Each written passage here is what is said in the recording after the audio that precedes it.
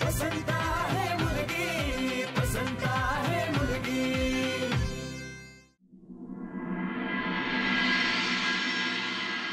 अगं तुझ्या आईनेच सांगितलं मला।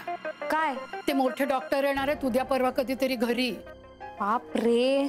आणि अगं काय सांगणार मी त्यांना उर्मी? आजी आत्तापुरतं सांग ना ग काहीतरी।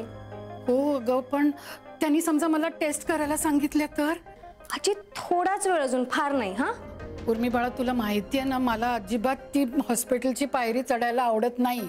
आता त्या मला ना ते शुगर टेस्ट करायला सांगणार, आणखीन 50 कुठल्या कुठल्या करायला लावणार, आणि मग शेवटी तुझ्या बापाला तर कळणारच ना की हे सगळं नाटक होतं म्हणून।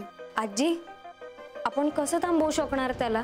हे बघ मी त्याला थांबवायला ना एकच उपाय सुचतोय, मी तुझ्याकडे यायला तयार आहे असं दाखवणं।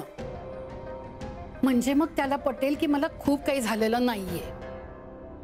काय ग काय झालं बाळा? काय नाही, मी ऐकतेय, बोल ना।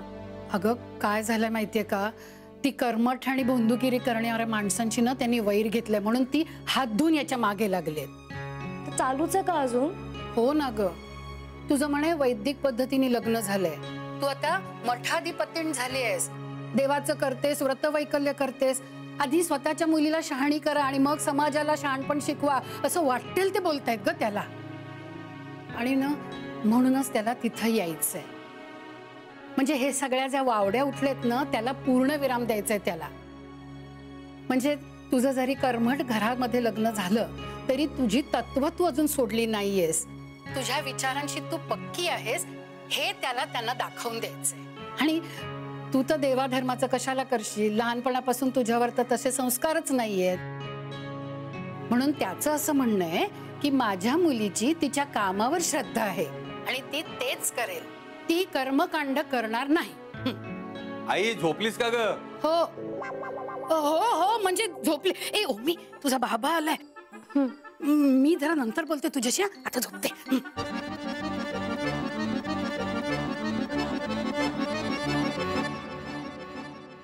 उत्तर दिलंस म्हणजे जागी आहेस तू? झोपलेल्या माणसाला विचारायचा प्रश्न आहे का हा? अगं मी विचार केला झोपली असशील तर उगाच उठवायचं कशाला? मग आता काय केलंयस तू? आई तू जागीच होतीस? पण मी आराम करत होते। नंतर येऊ का मग मी? नको। काय? जरा बोलायचं होतं तुझ्याशी। अरे माझं प्रत्यक्ष बोलणं नाही झालं तिच्याशी।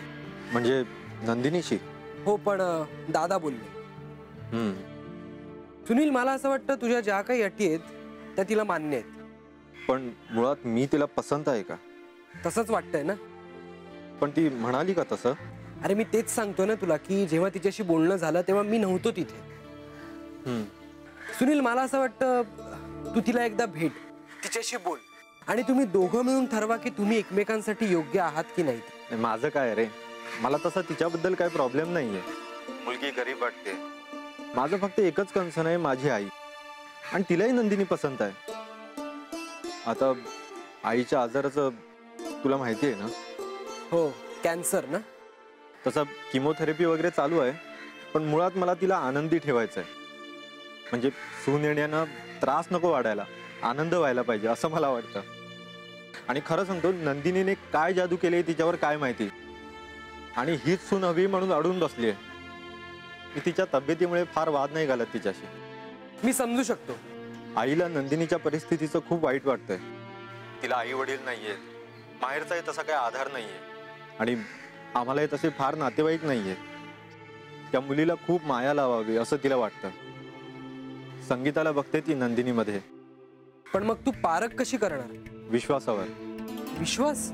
हो, तुमच्या फॅमिलीवरचा माझ्या फॅमिलीचा विश्वास। आम्ही पुढे गेलो तर त्यावरच जाणार। पण एक मुलगी म्हणून आणि सून म्हणून मुली वेगळ्या असतात सुनील। हो पण माणूस म्हणून फार बदल नसतो दोघीत। सून म्हणून त्रासदायक ठरलेली बाई मुलगी म्हणून आई वडिलांना त्रासदायकच ठरलेली असते। त्यामुळे नातं येतं ते माणूस म्हणून कसे आहात याच्याशी। आणि तुमच्या फॅमिलीमध्ये असल्यामुळे आम्ही डोळे झाकून विश्वास ठेवू शकतो। रामदादाने नंबर पाठवलाय नंदिनीचा, मी 1-2 वेळा भेटेन। आईशी जरा इंटरॅक्ट होऊ दे, आईलाही घाई झाली माझ्या लग्नाची। कळलं की सांगतो दादांना.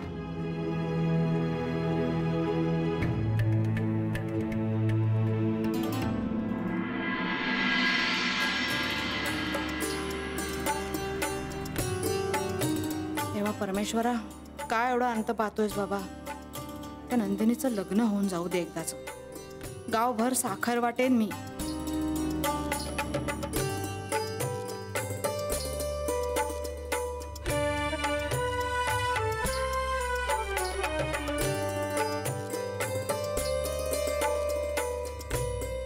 तू आता मठाधिपतीण झाली आहेस, देवाचं करतेस, व्रतवैकल्य करतेस. आधी स्वतःच्या मुलीला शहाणी करा आणि मग समाजाला शहाणपण शिकवा, असं वाटेल ते बोलतायत ग त्याला.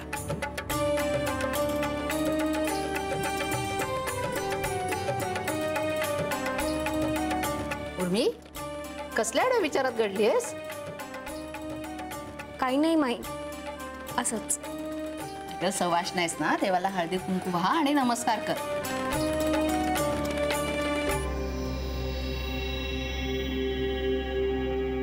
काय ग, देवावर विश्वास आहे ना तुझा? हं? देव बिव मानतेस का नाही? माई, या प्रश्नाच्या उत्तरावर आपलं नातं अवलंबून आहे का? म्हणजे मी हो म्हटलं तर काय होईल आणि नाही म्हटलं तर काय होईल? काही होणार नाही ग, पण आपल्या घरात देवाचं खूप आहे ना. या घरची सून आहेस तू, तेव्हा हळूहळू त्यातल्या काही जबाबदाऱ्या तुझ्यावरही येणार. नंतर असं नको कळायला आम्हाला की तू देव मानतच नाहीस किंवा तू नास्तिकच आहेस. आणि तसंच असेल तर? नको बाई असं बोलूस. आम्हाला आपली साधी, या घरात रुळणारी अशी सून हवी होती कायम, आणि तू आहेस सुद्धा तशी. देवाचं आपण खूप करतो ना. पण एखाद्या माणसाचं नसू शकतं देवाशी नातं, नाही?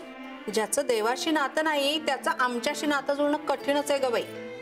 त्याचं या घरात रुळणं अशक्यच आहे म्हणणं. देव, संस्कार हे सगळं आमच्या बरोबर एकत्रितपणेच येतं. ते बाजूला काढलं तर काहीच उरणार नाही. त्यामुळे असा काही विचार करू नकोस हो बाई.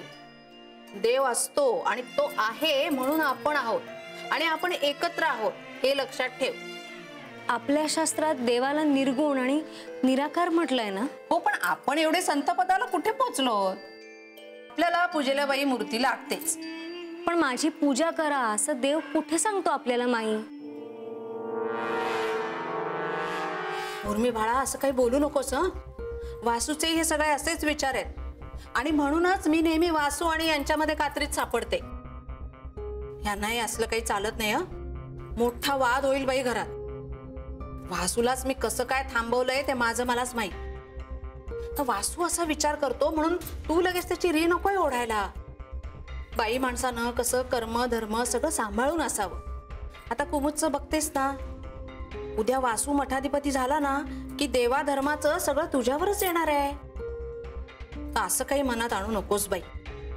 हे बघ, मला खात्री आहे तू अगदी सगळ्या आपल्या परंपरेला, रीती धर्माला साजेचं सगळं करशील. चल आता हळदी कुंकू वाहा देवाला, आणि नंदिनीचं लग्न झालं की रोज मी सोहळ्यानं पूजा करीन असं मागून घे देवाला. मग बघ सगळं कसं मनासारखं होईल. शेवटी करता करविता तोच असतो ना. हळदी कुंकू.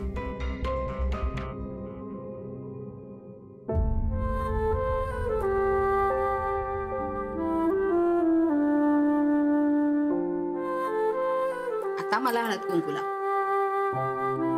या बोटाने हळद,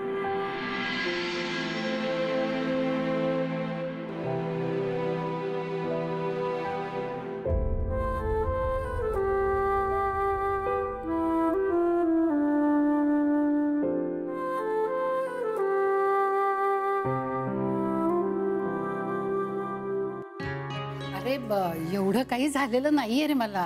एवढं काही झालेलं नाही काय आई, तुझी चिडचिड वाढली आहे. अरे वयोमानानुसार होणारच ना थोडंफार. नाही या तब्येतीमुळे होतंय असं मला वाटतंय आई.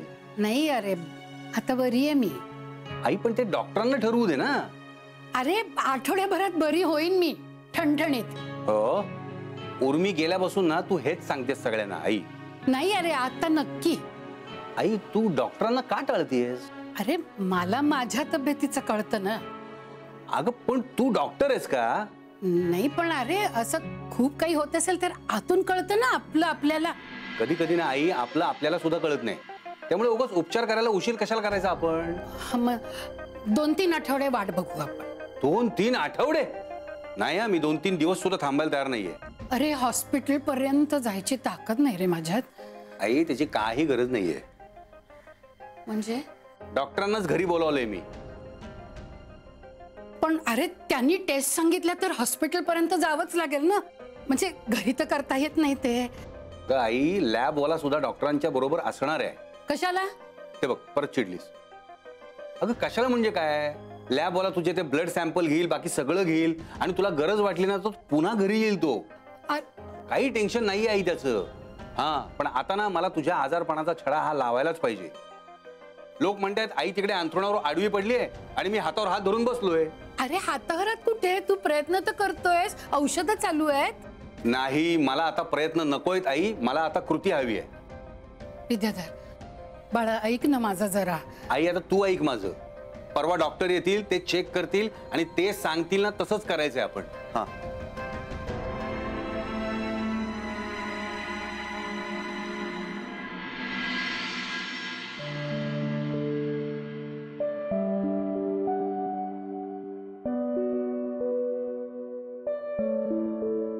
वासू भेटतायत ना ते?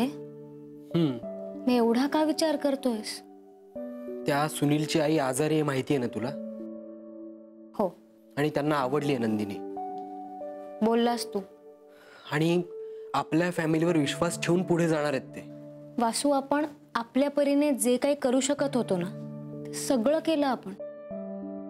आता निर्णय सुनीलचा आहे. उर्मी तू म्हणतेस तसं लग्न झाल्यानंतर दादांना बरं वाटेल, पण त्यानंतर हे लग्न टिकलं नाही किंवा त्या दोघांचं पटलं नाही तर दादा यासाठी स्वतःला जबाबदार मानतील. त्यात त्याची परिस्थिती अशी आहे, फार जीव आहे त्याच्या आईवर. बिचाऱ्या आजारी आहेत त्या, केमोथेरपी चालू आहे त्यांची. हे बघ आता तू जेवढा विचार करशील ना तेवढा त्रास होणार तुला. सोड ना. उर्मी वहिनी अगं फक्त पांघरुण आणि उशी दे. म्हणजे आज मी जिजींकडे झोपायला चालले. का बरं? काही नाही असंच, त्या म्हणाल्या ये म्हणून. नाही तुम्ही एक काम करा, तुम्ही दोघी झोपा इथे, मी हॉलमध्ये जातो. अहो नाही नको भाऊजी, तेवढ्याच आमच्या गप्पा होतील. मीच जाते. दे इकडे. चला मी येते.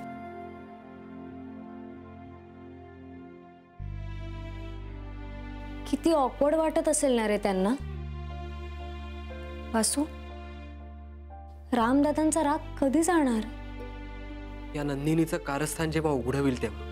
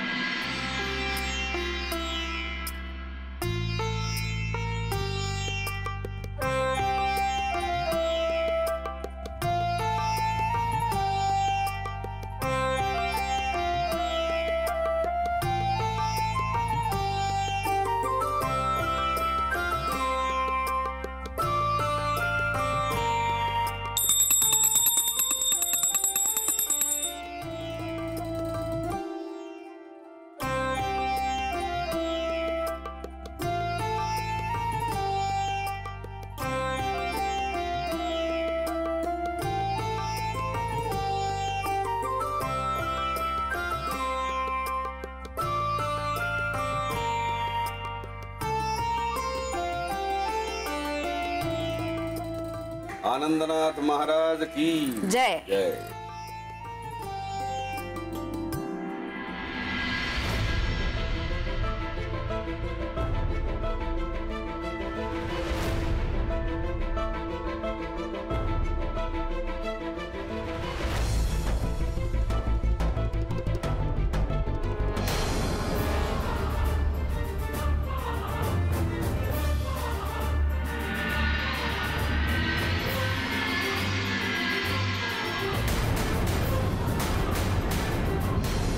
नंदिनी? तुम्ही शाळेत का? हो, पण तुम्ही एवढ्या सगळं इथे कुठे? काही नाही असंच. मंदिरात आले होते. इकडे कुठलं मंदिर आहे? इकडे तर पोस्ट ऑफिस आहे. रस्ता चुकले वाटतं. एवढ्या छोट्याशा गावात रस्ता चुकलात? मी सोडू का घरी? नाही, जाईन मी. रामदादांचा फोन आला होता परवा. मला बोलायचंय तुमच्याशी. मलाही. कधी भेटूया? तुम्ही सांगा. माझी शाळा सुटल्यावर. किती वाजता? दुपारी फोन करतो तुम्हाला. माझा नंबर आहे, पुनर्वसूकडून घेतला. निघू मी? घरीच भेटायचं ना? नको. का? आईशी पण गाठ पडेल ना? आपल्याला बोलता नाही येणार. म्हणजे असं काही बोलायचंय का? नाही, तसं नाही. आपण आईंना नंतर भेटूया. ठीक आहे, चालेल. मी फोन करतो. येते.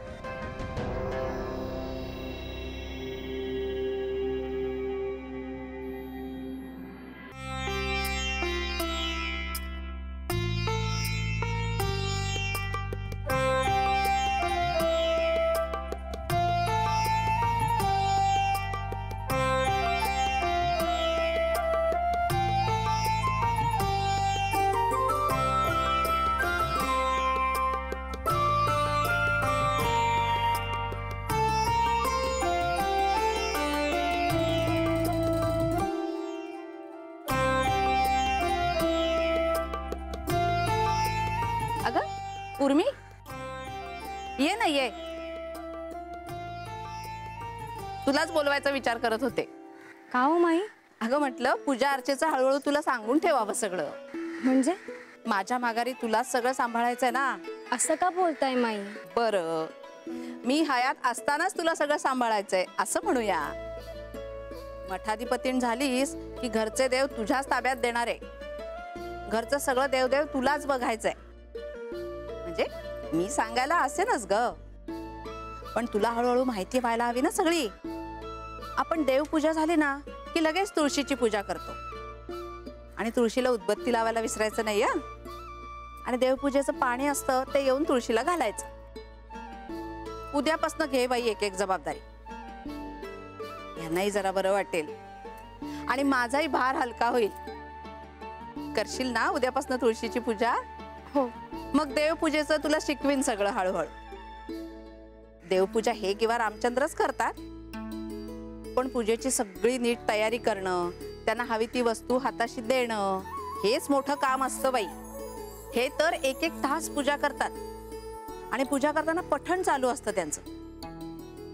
बोलत नाहीत काही, खुणेनं सांगतात. आपण त्यांच्या मनातलं ओळखायचं आणि त्यांना काय हवी ती वस्तू त्यांच्या हाताशी द्यायची. आज मी केली तुळशीची पूजा, उद्यापासून तू करत जा. आज फक्त हळदी कुंकू वाहा आणि आरती घे. मी यांना चहा देऊन येते.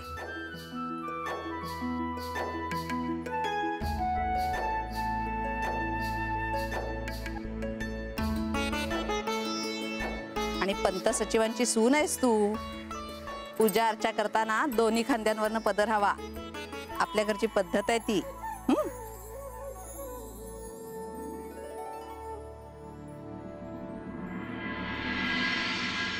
माझ्या आणखी काही अटी आहेत. माझ्या मुलीवर कर्मकांडांची कुठलीही सक्ती केली जाणार नाही. तिला घरकाम करायची इच्छा नसेल तर तसं करण्याची कोणीही जबरदस्ती करणार नाही. आणि तिला शिकण्यासाठी किंवा काम करण्यासाठी कुठलाही अडसर येणार नाही. वासू तसं करणारच नाही बाबा. त्याच्या घरच्यांचं काय? मी शब्द देतो, त्यांच्याकडूनही असं काही होणार नाही. आज तुझा शब्द मला स्टॅम्प पेपरवर सहीच्या रूपात हवाय.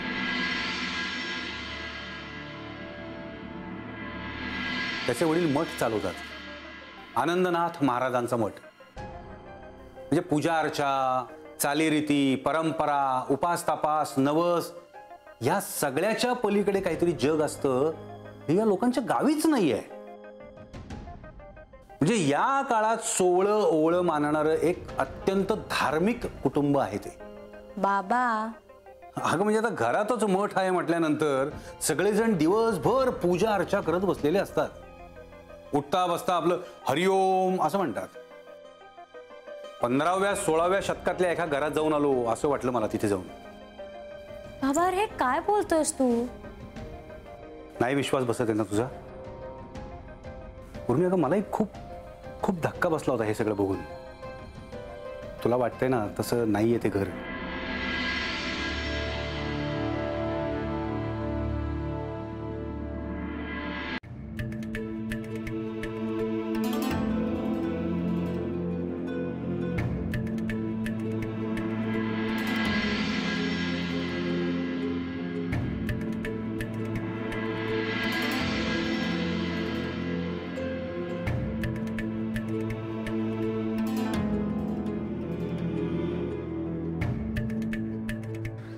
नंदिनी, मी करायचे तुळशीची पूजा. काय आता तू हेही घेतलंस का? नाही माईंनी ते कर तू. अगं पण सांगायचंच तरी मला, मी काय बोलले नसते. माईंना माहिती आहे का तू पूजा करतेस हे? खरं तर त्यांचा मान येतो, त्यांनी मला दिला होता. तू कशाला उगाच न विचारताय करतेस? माईंनीच सांगितलंय मला. मग मी काय बोलणार आता? आज म्हणजे कर तू पूजा, तुलाच पुण्य मिळेल. माझं काय? आपण दोघी करू. मला असं वाटून आवडत नाही. एकतर मी किंवा तू. आणि आता माईंनी सांगितले तुला पूजा करायला, तर कर तू. माझं काही नाही. अगं पण आज माईंनीच केली. म्हटलं ना मी, माझं काही नाही. बर नंदिनी, एवढ्या सकाळी कुठे गेलेलीस तू? पूजेसाठी दुसरी तुळस मिळते का बघायला गेले होते. तुझं चालू दे. नंदिनी, नंदिनी